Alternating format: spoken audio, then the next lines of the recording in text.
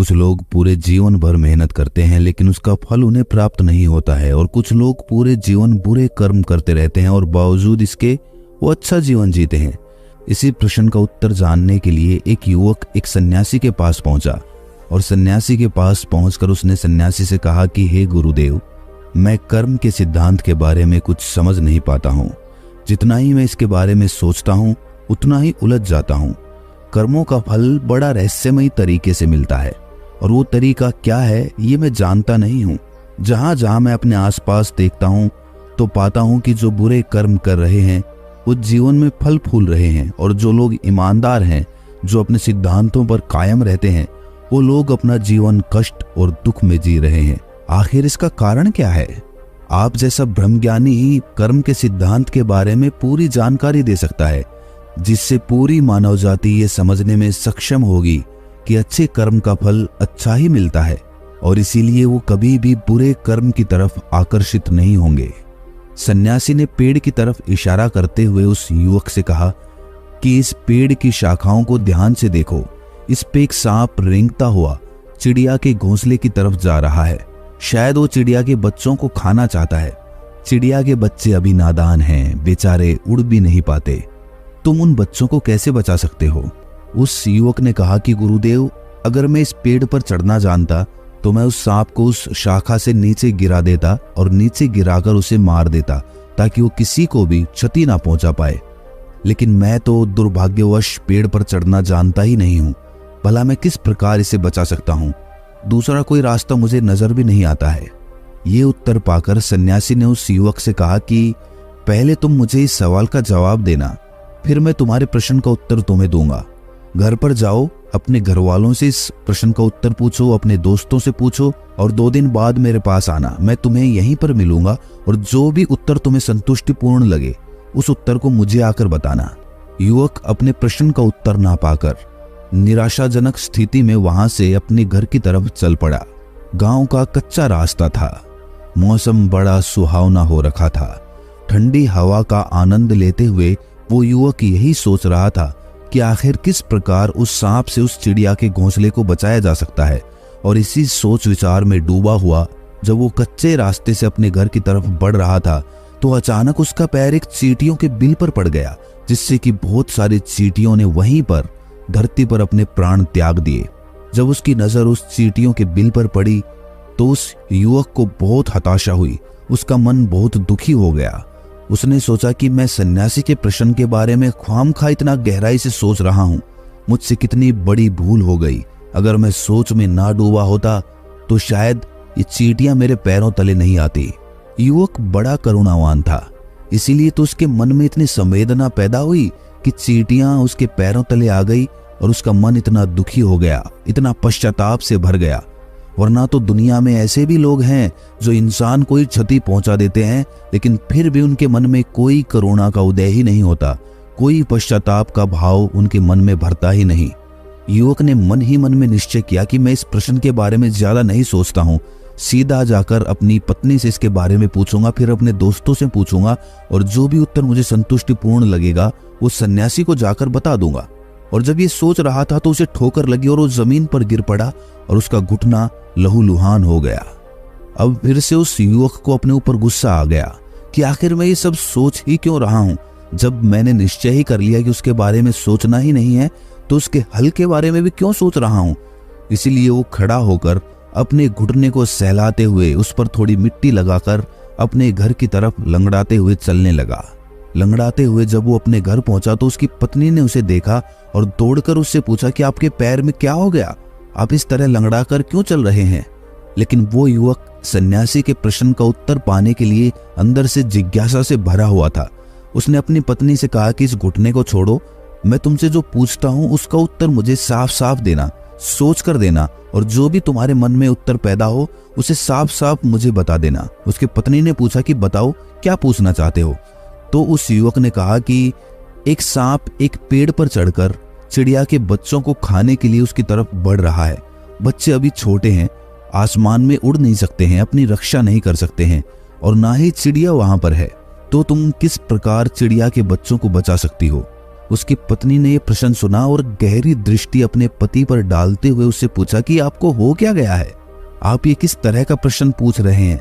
पूछना है तो ये पूछिए कि घर का काम खत्म हुआ कि नहीं हुआ। अब युवक थोड़ा झल्ला गया। झल्लाहट में उसने अपनी पत्नी से कहा कि जो पूछता हूं उसके बारे में बताओ, और इस प्रश्न का क्या उत्तर हो सकता है, मुझे सीधा सीधा ये बताओ। अब पत्नी ने भी सोचा कि शायद कोई बड़ी बात होगी, इसीलिए इतना गुस्से से पूछ रहे हैं। इसीलिए उसकी पत्नी ने बड़ा सीधा सीधा उत्तर दे दिया। उसने कहा कि मुझे क्या पड़ी है चिड़िया के बच्चे को बचाने की, पहले मैं अपना घर तो बचा लूं, अपने घर को तो संवार लूं, फिर ही तो किसी की चिंता करूंगी। अपना पेट तो यहाँ पर भरता नहीं है, दूसरे की चिंता करते फिरो। युवक को ये एहसास हो गया कि मेरी पत्नी इस प्रश्न का उत्तर नहीं दे सकती, इसीलिए वो अपने मित्र मंडली में पहुंचा और उनसे जाकर इस सवाल के बारे में पूछा। एक मित्र ने उत्तर दिया कि बड़ा सा बांस अपने हाथ में ले लो और उस बांस से उस सांप को नीचे जमीन पर गिरा दो। इससे ना तो तुम्हें खतरा होगा और साथ के साथ वो चिड़िया के बच्चे भी सुरक्षित हो पाएंगे। दूसरे मित्र ने कहा कि बांस को उस सांप तक पहुंचाना बड़ा मुश्किल हो सकता है, क्योंकि पेड़ की शाखाएं इधर उधर फैली हुई होती हैं और उनके बीच में से उस बांस को उस सांप तक पहुंचाना बहुत ही असंभव कार्य प्रतीत होता है। इसीलिए पेड़ के तने के पास एक सीढ़ी लगा लो और उस सीढ़ी पर चढ़कर एक डंडा अपने हाथ में लेकर उस सांप के पास पहुंच जाओ और इसके बाद उस डंडे से उस सांप पर वार करो ताकि वो सांप नीचे जमीन पर गिर जाए। इस उत्तर का विरोध करते हुए उसके एक और दोस्त ने कहा कि यह भी हो सकता है कि तुम्हें उस सांप को छूने की आवश्यकता ही ना पड़े, तुम उस घोंसले को उठाकर उस पेड़ पे से नीचे उतार कर ले आओ, जिससे कि वो सांप उस घोंसले तक पहुंच ही ना पाए। तो इसका विरोध करते हुए उसके पहले दोस्त ने कहा कि भाई, चिड़िया के घोंसले को अगर तुम नीचे ले आए तो उन बच्चों की माँ यानी कि वो चिड़िया अपने बच्चों को ढूंढेगी कैसे? वो तो बेचारी वियोग में अपने प्राण त्याग देगी। तो ये तो कोई सही तरीका नहीं लगा। काफी जिद बहस होने के बाद उस युवक ने फैसला किया कि सबसे अच्छा तरीका यही है कि सीढ़ी लगाकर उस पेड़ पर चढ़ जाओ, डंडे से उस सांप पर वार करो जिससे कि वो जमीन पर गिर जाए। इसके बाद तो वो चिड़िया के बच्चे सुरक्षित रहेंगे। और ये उत्तर पाकर 2 दिन बाद वो युवक उस सन्यासी के पास पहुंचा। सन्यासी उसी पेड़ की छांव में बैठा हुआ अपने ध्यान में मग्न था। जब युवक उस सन्यासी के पास पहुंचा तो वो चुपचाप उस सन्यासी के पास जाकर बैठ गया। उसने उस सन्यासी को टोका नहीं, क्योंकि वो ध्यान में मग्न था और युवक नहीं चाहता था कि वो सन्यासी अपने ध्यान में से बाहर आए, इसीलिए वो खुद उनके ध्यान से बाहर आने का इंतजार करने लगा। कुछ देर बाद जब सन्यासी ने अपनी आंखें खोली तो उसने युवक से कहा कि मैं तुम्हारा ही इंतजार कर रहा था, क्या तुम इसका उत्तर ढूंढ भी पाए या नहीं? क्या तुम्हें कोई उत्तर संतोषजनक लगा? तब उस युवक ने अपना उत्तर उस सन्यासी को बता दिया। ये उत्तर सुनकर सन्यासी जोर जोर से हंसने लगा, इतना जोर से हंसा कि उसके पेट में दर्द होने लगा। ये हंसी देखकर वो युवक बड़ा आश्चर्यचकित हो गया। उसने सन्यासी से कहा कि गुरुदेव, आप इतना क्यों हंस रहे हैं? भला इसमें हंसने की क्या बात है? सन्यासी उसको इशारे से चुप करते हुए बोला कि अभी मेरी हंसी रुकने दो, फिर मैं तुम्हें बताऊंगा। कुछ देर बाद जब सन्यासी की हंसी रुकी तो सन्यासी ने उस युवक से कहा कि तुम सीढ़ी लेकर आओगे, सीढ़ी इस पेड़ पर लगाओगे और तब उस सांप को नीचे गिराओगे। तब तक तो वो सांप उस चिड़िया के घोंसले को ही खत्म कर चुका होगा। अरे वही सीढ़ी जंगल में कहां से आएगी? तुमने इतना भी नहीं सोचा? युवक भी ये उत्तर सुनकर बड़ा सोच में पड़ गया कि सन्यासी कह तो ठीक रहा है, अगर मैं घर से सीढ़ी लेने के लिए गया तब तक तो वो सांप उस चिड़िया के बच्चों को खा चुका होगा। आखिरकार युवक हाथ जोड़कर उस सन्यासी के पैरों में गिर पड़ा और उससे पूछा कि गुरुदेव, मैं बड़ा दुखी हो गया हूँ, कृपया करके आप ही मुझे इसका उत्तर बताएं। इस प्रश्न के बारे में सोचता हुआ जब मैं घर जा रहा था तो मेरे पैरों तले चींटियां आ गई और उन चींटियों की जान मेरी वजह से चली गई। उसके बाद ठोकर खाकर मैं खुद गिर पड़ा, जिससे कि मेरा घुटना लहूलुहान हो गया और इसका गुस्सा मैंने अपनी पत्नी पर निकाला। इस प्रश्न ने मुझे बहुत दुखी किया है महात्मन, कृपया करके इस प्रश्न का उत्तर दें। मैं अपने प्रश्न को भूल चुका हूँ और ये प्रश्न मेरे मन पर हावी हो चुका है। सन्यासी ने करुणावान नेत्रों से उस युवक की तरफ अपनी दृष्टि दौड़ाई। इसके बाद उस युवक से कहना शुरू किया। उन्होंने कहा कि हर एक इंसान की सबसे बड़ी समस्या यही होती है कि वो समस्या के बारे में सोचता बहुत ज्यादा है और जब तक उसको उस समस्या का हल मिलता है तब तक वो समस्या बहुत बड़ी हो चुकी होती है। फिर वो हल कुछ काम भी नहीं करता, उल्टा उस समस्या का हल खोजते खोजते वो कितनी बार अपने आप को दुखी करता है, कितनी ही चींटियों को अपनी सोच में डूबे हुए अपने पैरों तले रौंद देता है, खुद को भी हानि पहुंचा लेता है और फिर अपने घर वालों के साथ झगड़ा भी कर लेता है। इससे उसकी समस्या तो हल नहीं हुई, लेकिन उसके जीवन में समस्याएं और ज्यादा बढ़ गई। इसीलिए सबसे ज्यादा आवश्यक यही है कि वर्तमान में रहकर पहले उस प्रश्न के बारे में गहराई से सोचा जाए और फिर ये विचार किया जाए कि क्या सच में ये प्रश्न भी है या फिर ये सिर्फ एक माया का रूप है जो आपके मन को, आपके मनोमस्तिष्क को असमंजस में डाल देगा। युवक ने कहा कि गुरुदेव, मैं कुछ तो समझा हूं, लेकिन आपकी बात को पूरी तरह से नहीं समझा हूं। मैं ये तो समझ गया कि आपने जो प्रश्न पूछा उस प्रश्न ने मुझे वर्तमान से खींचकर भविष्य में स्थापित कर दिया। इसीलिए मैं सोच में डूबा हुआ जब रास्ते से जा रहा था तभी मेरे पैरों तले वो चींटियां आई। अगर मैं वर्तमान में होता तो मैं उन चींटियों को देख पाता और खुद अपना घुटना भी नहीं छिलवाता और साथ के साथ मेरा परिवार के साथ भी कोई झगड़ा नहीं होता। सिर्फ मेरे वर्तमान में ना उपस्थित होने के कारण ये सारी समस्याएं पैदा हुई और मैं वर्तमान में इसीलिए उपस्थित नहीं रह पाया क्योंकि मेरे मन में आपका प्रश्न चल रहा था। मेरा मस्तिष्क विचारों में डूबा हुआ था और अक्सर यही होता है, जब विचारों में डूबे हुए होते हैं तो प्रकृति के अनमोल खजाने को हम चूक जाते हैं। हमसे बहुत बड़ी बड़ी गलतियां हो जाती हैं जिनका एहसास हमें बहुत बाद में होता है। लेकिन मैं अब भी यही जानना चाहता हूं कि इस प्रश्न का उत्तर क्या हो सकता है। तब सन्यासी ने बड़े निर्मल भाव से कहना शुरू किया कि तुम उस चिड़िया के बच्चे को बचाने के लिए कुछ भी नहीं कर सकते थे। ये प्रकृति का नियम है। और क्या तुम प्रकृति से बड़े हो सकते हो? वो नागिन जो उस पेड़ पर उस चिड़िया के बच्चे को अपना आहार बनाना चाहती थी, वास्तविकता में वो खुद गर्भवती थी और उसे अपने बच्चों को जन्म देने के लिए ऊर्जा की आवश्यकता थी। उसे खाना चाहिए था। वो भूखी थी बहुत दिनों की और इसीलिए वो नागिन भी अपनी जगह गलत नहीं थी। वो इतनी मेहनत करके इस पेड़ पर चढ़ी थी और अगर तुम उसका आहार उससे छीनते तो तब भी तुम पाप के भागी तो बनते ही। अपने मन में तो तुम ये सोचते कि तुमने एक बहुत बड़ा पुण्य कर्म किया है, लेकिन वास्तविकता में तुमने बहुत बड़ा पाप किया होता। प्रकृति के नियम अपने अनुसार चलते हैं। हम ही उन नियमों को तोड़ मरोड़ कर देखते हैं और इसीलिए फल की इच्छा करने लगते हैं। वास्तविकता में जिसे हम पुण्य कर्म कहते हैं, क्या वो सच में पुण्य कर्म होते भी हैं? इंसान को भूखा तड़पते देखकर हम आगे बढ़ जाते हैं और वहीं पर कोई जानवर हमारे पास आकर अपनी पूंछ हिलाने लगता है तो हम उसे खाना खिलाने लगते हैं।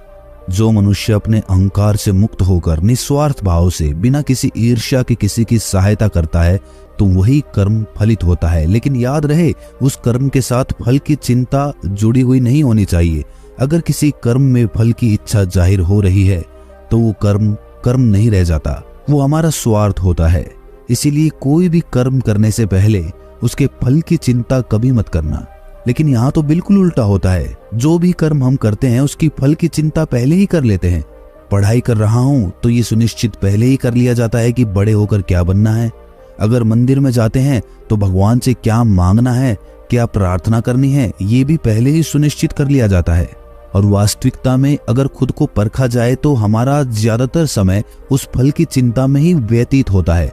हम ये कर्म करेंगे तो हमें ये फल प्राप्त होगा, अगर मैं इतनी मेहनत करूंगा तो मुझे फल जल्दी प्राप्त होगा, और तमाम तरह के विचार हमारे मस्तिष्क में चलते रहते हैं। आप खुद सोचिए, अगर इस तरह के विचार के साथ कर्म किए जाएंगे तो क्या वास्तव में वो कर्म कहलाएंगे? अपने आप से सवाल करिए।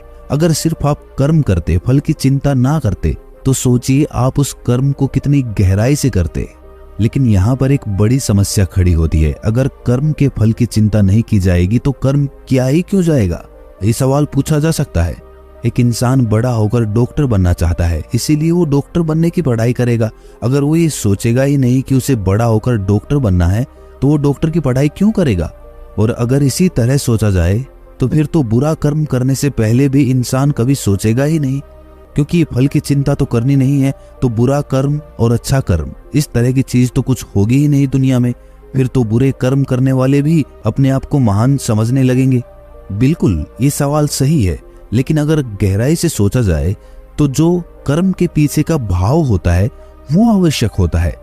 अगर आप कोई कर्म कर रहे हैं और उस कर्म को करने के प्रति आपके मन में किसी को ठेस, किसी को हानि पहुंचाने की इच्छा है, तो आप अपने आप को ही हानि पहुंचाएंगे। तो उस कर्म का फल भी स्वाभाविक रूप से पीड़ादायक ही होगा आपके लिए। उसी प्रकार अगर कोई इंसान दूसरे इंसान की तकलीफ को देखकर ये सोचता है कि मुझे डॉक्टर बनना है, दूसरों की बीमारी दूर करनी है, तो ये उसका भाव सच्चा है और इसीलिए जब वो कर्म करेगा तो उसका फल भी उसे वैसा ही प्राप्त होगा। लेकिन दूसरे प्राणियों के हित के बारे में भाव पैदा किए बिना अगर कोई इंसान डॉक्टर बन भी जाता है तो वो एक अच्छा इंसान नहीं बन पाएगा। लेकिन जिसके मन में भाव अच्छा होगा, चाहे वो डॉक्टर ना भी बनना चाहेगा, लेकिन वो एक इंसान अच्छा बनेगा और वो भविष्य में अच्छा फल प्राप्त करेगा।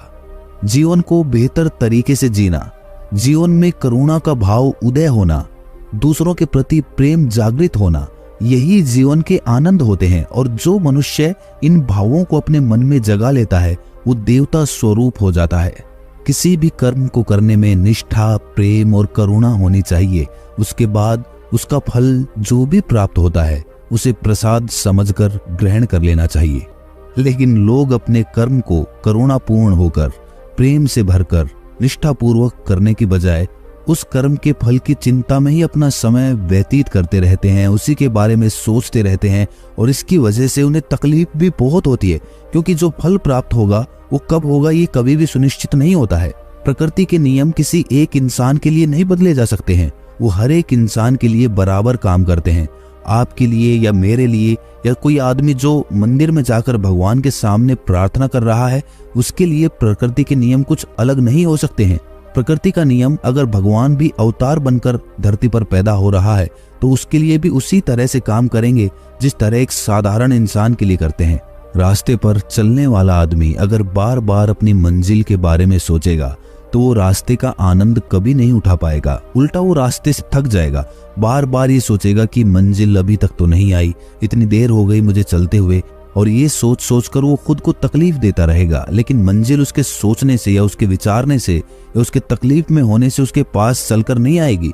मंजिल तो सबके लिए उतनी ही दूर होती है, लेकिन जो लोग रास्ते का आनंद लेते हुए चलते हैं उनके लिए मंजिल दूर भी होती है, लेकिन दूर होने के बाद भी उन्हें थकावट महसूस नहीं होती है। वो अपने फल की चिंता नहीं कर रहे हैं, मंजिल पर पहुंचने की उन्हें जल्दी नहीं होती है। और जो अपनी मंजिल पर जल्दी से जल्दी पहुंचना चाहता है वो थोड़ी ही देर में थक जाता है। इसके बाद वो अपना रास्ता बदल लेता है, अपनी मंजिल बदल लेता है और उस मंजिल पर भी नहीं पहुंच पाता, और इस तरह दर बदर भटकते भटकते वो किसी मंजिल तक नहीं पहुंच पाता और आखिर में थक कर अपनी एक जगह पर बैठ जाता है और खुद ये सोचता है कि शायद मुझसे ही कुछ गलती हो गई और इसीलिए मैं अपनी मंजिल तक पहुंच नहीं पाया। 1000 जगह कुआं खोदने से अच्छा है एक जगह पर मिट्टी को खोदा जाए, तो शायद वहां पर पानी निकलने की संभावना ज्यादा बनेगी। कर्म का फल किस प्रकार मिलेगा, किस रूप में मिलेगा, कितना मिलेगा, ये सब वो सवाल हैं जिनसे हम खुद को परेशान करते रहते हैं, लेकिन इनका जवाब किसी के पास नहीं होता है। इसीलिए इनका उत्तर खोजने के लिए किसी के पास मत चले जाना, वरना तो सिर्फ आपका बेवकूफ बनाया जाएगा। जीवन को भरपूर आनंद के साथ जीना अपने आप में जीवन जीने का लक्ष्य होता है, और उससे बड़ा लक्ष्य जीवन का क्या हो सकता है। अगर आप अपने जीवन को मग्न होकर आनंद में जीते हैं तो भला इससे बड़ा आनंद, इससे बड़ा लक्ष्य जीवन का क्या हो सकता है। और समझ लेना यह भी आवश्यक है कि आनंद और सुख में बहुत बड़ा अंतर होता है। सुख को आनंद समझने की गलती मत करना। एसी में बैठने से आपको सुख मिल सकता है, लेकिन आनंद तो आपको सुहावनी हवाओं में या बारिश में भी प्राप्त हो सकता है, या धूप में भी मिल सकता है, या फिर आंधी में भी प्राप्त हो सकता है। आनंद किसी चीज से बंधा हुआ नहीं होता। भौतिक सुविधाएं जो होती हैं वो आपको सुख प्रदान कर सकती हैं, लेकिन आत्मिक आनंद कहां से प्राप्त होगा वो तो आपको खुद खोजना पड़ेगा। उसके लिए तो अपने मन को समझना होगा, मन को खाली करना होगा, अपने मन के साथ एकाकार होना पड़ेगा। लेकिन कभी एसी के सामने या गाड़ी में बैठे हुए अपने आप से बातें की है, अकेलेपन के साथ समय गुजारा है? अगर गुजारा होता तो अपने अकेलेपन का आनंद भी समझ में आने लगता, लेकिन कभी खुद के साथ समय बिताया ही नहीं और दूसरों के पास अपनी मंजिल को ढूंढता रहा, और आखिर में पाया कि दूसरे कहीं पहुंच गए और मैं वहीं का वहीं रह गया। जो लोग दूसरों में अपनी मंजिल खोजते हैं वो खुद से बिछुड़ जाते हैं। मंजिल तो कोई प्राप्त होती नहीं है, लेकिन वो खुद को भी खो देते हैं। अपने आप से प्रेम करो, जीवन जीने को अपना लक्ष्य बनाओ, दूसरों में अपने आप को मत खोजो, अपनी आंखों में खुद की सच्चाई को देखने की कोशिश करो। उसके बाद दुनिया तुम्हारे पीछे होगी, दुनिया तुम्हारे साथ होना चाहेगी, लेकिन तुम अपने एकांत के आनंद में डूबे रहोगे। तुम्हें कोई फिक्र नहीं रहेगी कि दुनिया क्या कहती है, क्या सोचती है, कितना तुम्हारे पीछे आना चाहती है। और जो इंसान अपने एकांत का आनंद उठाना सीख लेता है वो देवता तुल्य हो जाता है। भगवान भी उस पर पुष्पों की बारिश करते हैं। तो दोस्तों, कैसी लगी ये कहानी आपको कमेंट सेक्शन में जरूर बताना, और अच्छी लगी हो तो इस चैनल को सब्सक्राइब करके नोटिफिकेशन बेल को जरूर प्रेस करना। तो मिलते हैं अगली कहानी में, तब तक के लिए अपना ख्याल रखें।